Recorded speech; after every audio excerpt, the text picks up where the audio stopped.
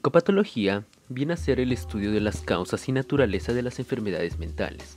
Partiendo de ese concepto, las bases de la psicopatología moderna surgieron gracias al racionalismo, que en el caso de la psiquiatría permitió romper con las explicaciones irracionales, supersticiosas y oscurantistas medievales, como que a los locos se les trataba como seres embrujados o endemoniados, e impulsó el estudio de los fenómenos mentales como la depresión y la esquizofrenia. En el video se presentan los motivos culturales y sociales que han configurado la realidad psicopatológica del ser humano en el momento histórico actual. Al hablar de psicopatología, no solo debemos contemplar lo que dicen los manuales de clasificación y diagnóstico actuales, sino que debemos hacer mención a la creciente psicopatologización de los hechos relacionados con la vida cotidiana. El individualismo, alcanzado por el ser humano, tuvo como consecuencia una especie de autoconciencia intensificada que toma la forma de preocupaciones, desasosiego, rumia de pensamientos, atención autofocalizada y habla autodirigida. Todas estas condiciones fenomenológicas se encuentran en la base de la mayoría de trastornos psicológicos y mentales que hoy día conocemos, de manera que alguna forma de reflexividad aumentada o alteración de la conciencia se encuentra alterada en prácticamente todos ellos.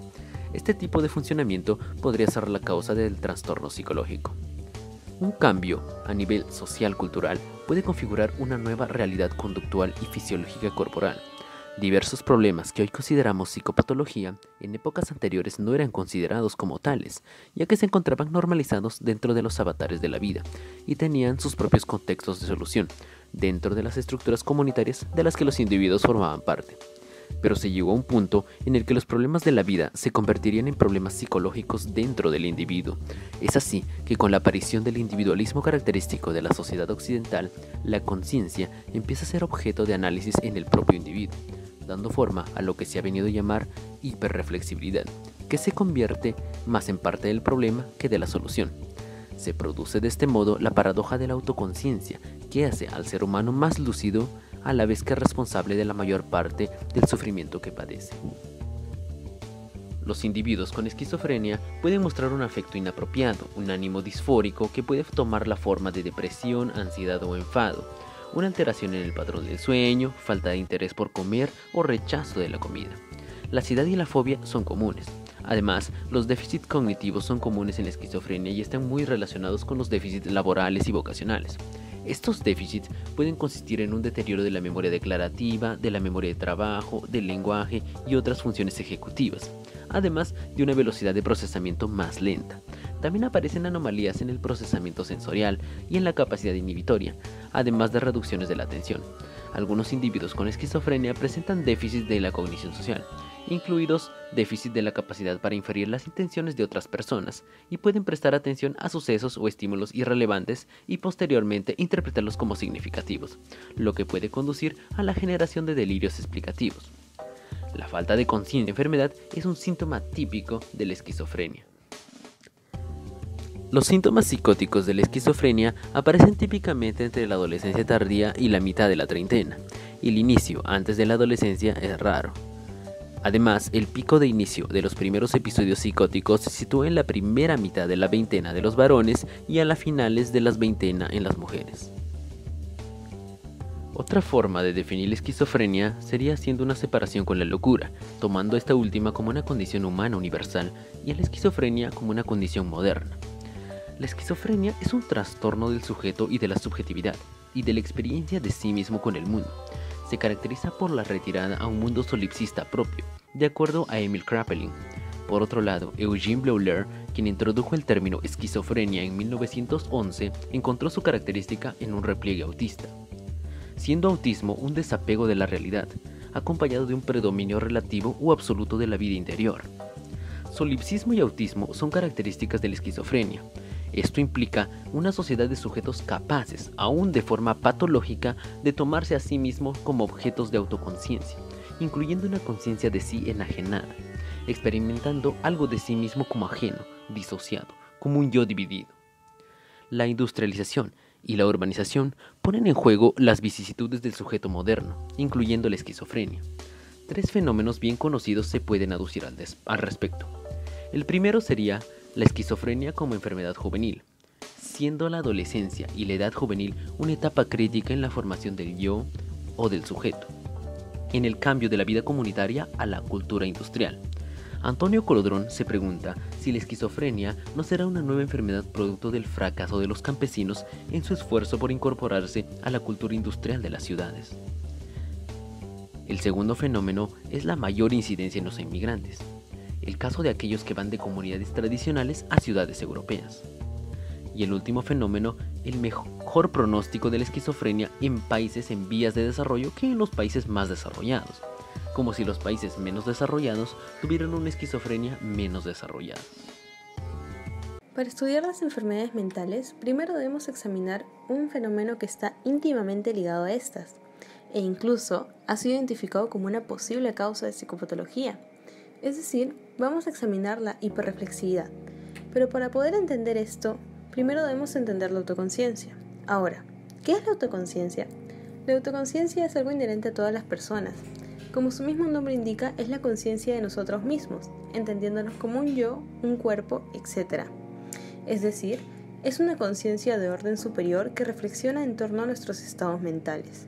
A su vez, la autoconciencia puede verse afectada por los problemas, ya que estos la intensifican, lo cual es normal y puede resultar constructivo, ya que facilita la resolución de estos. Sin embargo, al intensificarse sobremanera, puede interponerse entre el sujeto y el mundo, desvinculándolo de la realidad. Esta desvinculación causada por la autoconciencia intensificada es conocida comúnmente como hiperreflexividad. La hiperreflexividad ha sido propuesta por el autor Merino Pérez Álvarez en su libro Las raíces de la psicopatología moderna. Esta hiperreflexividad está ligada directamente al habla interna de las personas, la cual permite desarrollar el pensamiento verbal. ¿De qué manera? Las personas hacen el empleo de herramientas culturales, siendo una de las más importantes el lenguaje, el cual es un sistema simbólico, es decir, hace uso de signos para dar cuenta de algún referente u objeto. Este lenguaje se va adquiriendo desde la infancia. Primero se adquiere mediante el lenguaje externo, el cual posteriormente se transforma en el lenguaje egocéntrico, es decir, la persona se habla a sí misma. Y luego es a partir de este último lenguaje que uno puede desarrollar el lenguaje o habla interna. El lenguaje interno también es explicado mediante el bucle fonológico propuesto en el modelo de Baddeley, que explica el sistema ejecutivo central y su funcionamiento. Este sistema presenta como subsistema al bucle, el cual permite la realización del trabajo cognitivo mediante el repaso subvocal de la información verbal para su mantenimiento temporal. El repaso subvocal viene a ser la voz interior que presentan las personas, es decir, el lenguaje interno, la cual, al intensificarse, da lugar a la autoconciencia intensificada o hiperreflexividad. Ahora, la hiperreflexividad abarca una variedad de formas de autoconciencia intensificada. Algunas de estas formas también son conocidas como atención autofocalizada, habla autodirigida, pensamientos repetitivos, trampa vital, preocupaciones, evitación conductual, etc. Cabe resaltar también que el habla autodirigida permite planificar el futuro, lo cual puede generar el estrés moderno.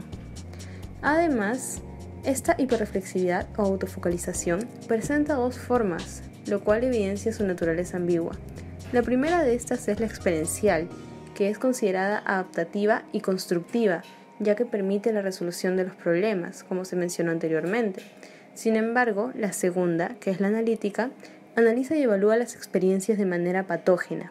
Ahora, diversos estudios han encontrado que la hiperreflexividad es un proceso psicológico común y transversal en diversos trastornos psicológicos como la esquizofrenia y la depresión. Además, puede ser un factor causal de psicopatología en el sentido que los problemas cotidianos son transformados en problemas psicológicos de categoría clínica por la hiperreflexividad analítica. Ahora, se puede plantear la pregunta: ¿esta psicopatología se puede ver influenciada por la cultura? Vamos a responder esto tomando en cuenta el concepto de hiperreflexividad. Primero examinaremos el caso de los yogis. Los yogis, mediante la práctica de la autofocalización atencional, alcanzan estados de trance que abarcan alteraciones de conciencia como creer que se tiene personalidad doble, presentar alucinaciones visuales o creer que se tiene la capacidad de influir sobre el clima. Estos mecanismos psicológicos que operan durante los trances son similares a los de los trances espontáneos de personas que presentan psicosis o trastornos disociativos. Además, Durante estos estados no son capaces de formar conceptos, es decir, presentan un razonamiento no lógico como indica Vygotsky. Esto quiere decir que lo que en otras culturas se percibe como síntomas psiquiátricos, en esa cultura esas conductas son canalizadas por estructuras institucionales dominantes o cumplen determinadas funciones en el conjunto de la cultura. En ese ejemplo se puede apreciar cómo es que la psicopatología está íntimamente ligada a la cultura de un individuo, pero para ilustrar mejor esta idea, también podemos abordar el caso de la depresión en la cultura china. La depresión en la cultura china tiene un carácter mucho más somático, a diferencia de la depresión en países occidentales, que tiene un carácter mucho más cognitivo-emocional. Y, como se puede apreciar, en los países occidentales hay una mayor incidencia de depresión en la población. Además, se ha evidenciado que cuando una persona asiática migra a una cultura occidental, pasa por un proceso de aculturación, lo cual genera que estas personas empiecen a centrar su atención en los aspectos más afectivos del yo y menos en los somáticos, manifestaciones que, como se ha apreciado, son características de la cultura occidental. Este hecho sugiere que la hiperreflexividad es el mayor predictor de los síntomas afectivos, sugiriendo que la focalización de la atención en los aspectos afectivos del yo puede ser el mediador de la aculturación occidental en inmigrantes asiáticos, lo cual se podría traducir en que la depresión adquiere una forma más psicológica. Inclusive, si esta aculturación se diera en el mismo país asiático, es posible que ésta alcance la misma incidencia que en los países occidentales. Esto nos puede llevar a concluir que, mediante instrumentos psicológicos, la cultura influye sobre los trastornos psicológicos. Esta influencia cultural implica una serie de dominios de la salud mental, tales como la expresión del estrés, la búsqueda de ayuda y el diagnóstico. Además, la influencia cultural, así como la cultura psicológica, mediatizan en buena medida los trastornos mentales. Pero, ¿por qué resulta tan importante destacar el papel de la cultura en la psicopatología? Porque actualmente la industria de los psicofármacos, a través de los psiquiatras, están imponiendo una visión biologizante de las enfermedades mentales, visión que no permite un adecuado tratamiento ni atención de las psicopatologías y pueden traer consecuencias nocivas para las personas. A continuación, analizaremos dos de los trastornos que presentan a la hiperreflexividad como denominador común. Estos son la esquizofrenia y la depresión. De la melancolía a la depresión. La melancolía y la depresión son consideradas condiciones diferentes, teniendo en cuenta que la primera es parte de una elaboración cultural que ha ido evolucionando a través de los años. Es importante destacar que la melancolía se toma como algo positivo, mientras que la depresión como algo negativo que debe ser eliminado con antidepresivos. La melancolía en Hipócrates y Aristóteles. Ambos toman de base a los 4 humores: sangre, bilis amarilla, bilis negra y flema, pero no tienen el mismo interés respecto a la melancolía. Hipócrates busca entender el miedo y el desánimo, resumiendo la variedad de síntomas de la melancolía, y la considera como un padecimiento. Por otro lado, Aristóteles se preocupa por encontrar la razón por la que los políticos, filósofos o poetas eran melancólicos. Considera que esta es una disposición para la excepcionalidad, lo que hace que esté relacionada a la bilis negra. Luego se relacionó también a la melancolía con la locura divina. El humor melancólico genera una tensión en la persona, lo que permite facilidad para reacción, imaginación y recuerdo, por lo que los melancólicos tienen presente la ambivalencia generada por la mala locura, bilis negra, y buena locura, locuras divinas. La melancolía en la Edad Media. La melancolía en esta época toma 2 sentidos, morboso y pecado. El primero se da por un incremento no moderado del humor melancólico, mientras que el segundo se da por la relación con la sedia, que se vincula con la dejadez, tristeza y pereza.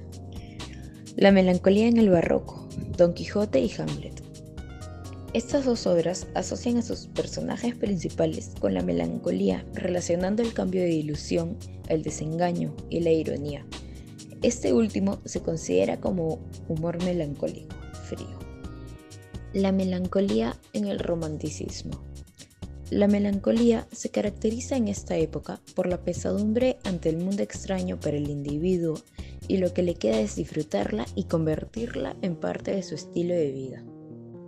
La melancolía en los siglos XIX y XX. La melancolía sufre dos transformaciones a través del tiempo, literaria y clínica. En el contexto literario se torna aburrimiento, mientras en el clínico depresión. En 1996 empiezan a surgir conceptos de depresión como una condición caracterizada por un hundimiento del ánimo, falta de coraje o iniciativa y tendencia a pensamientos tristes. Es así como la depresión va sobreponiéndose a la melancolía hasta que esta última se vuelve un subtipo de la primera. Vygotsky menciona que el ser humano actúa sobre la realidad para adaptarse a ella, transformándola y transformándose a sí mismo. Para esto utiliza los instrumentos psicológicos llamados mediadores. Por otro lado, Leontiev presentó la parte interpsicológica de los mediadores, reglas, comunidad y división de trabajo. En base a esto, Engström sistematiza el esquema y lo aplica a la interacción social en instituciones. Es por eso que en la representación gráfica se puede observar en la parte superior el nivel de acción mediada individual, sujeto, mediador, objeto. Pero dicha acción, a su vez, resulta influida por otras personas, que vienen a ser la comunidad, o por las reglas sociales, o por la división de trabajo. Todos estos componentes forman parte del sistema de actividad y no actúan aislados o desconectados. Por el contrario, se trata de una situación dinámica sujeta a flujos que constantemente generan cambios y transformaciones. Es importante resaltar que los instrumentos facilitan la relación del individuo con los grupos sociales. La depresión. El uso de fármacos para tratar la depresión generó que las personas disminuyan su capacidad para afrontar diversas situaciones que se les presenten y relacionan su malestar a este trastorno, por lo que la gente se ha hecho hiperreflexiva respecto a lo que piensa, siente y debería sentir.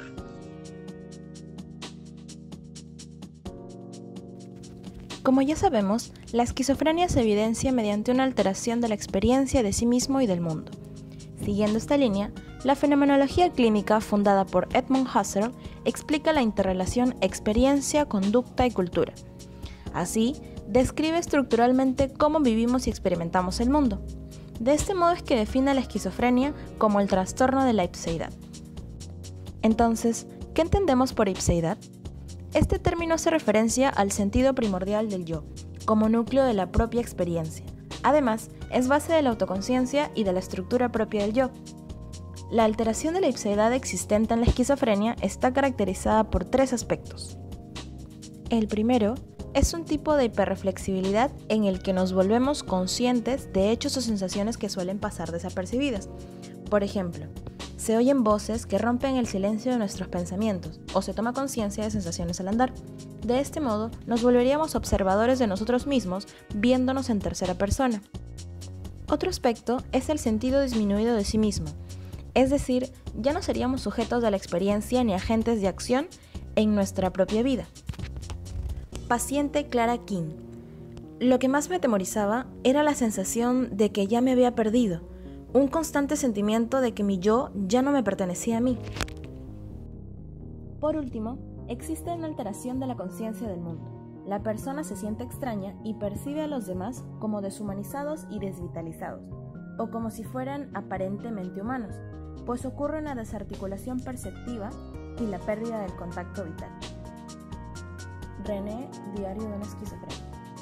Miraba, por ejemplo, una silla o un jarro. Ya no pensaba en su utilidad, en su función. Para mí ya no era un jarro que servía para contener agua o leche, o una silla para sentarse. No, habían perdido su nombre, su función, su significado y se habían convertido en cosas. Las personas me parecían como vistas en un sueño. No distinguía su carácter particular. Eran humanos y nada más. Era como si me hubiese perdido en un desierto inmenso y encontrase de pronto a una persona. ¿Por qué me interesaría su nombre o su individualidad? Entonces, según Sass y Parnas, estos tres aspectos se implican mutuamente. De este modo, una alteración en la ipseidad afectaría a toda la estructura del yo. Bueno, con esto concluimos este video sobre las raíces de la psicopatología moderna. Muchas gracias por verlo en su totalidad. Si tienes alguna pregunta o comentario, no dudes en dejarlo en la parte inferior del video. Si te gustaría ver más videos como este, no dudes en suscribirte al canal de Psicología del Futuro. Hasta luego.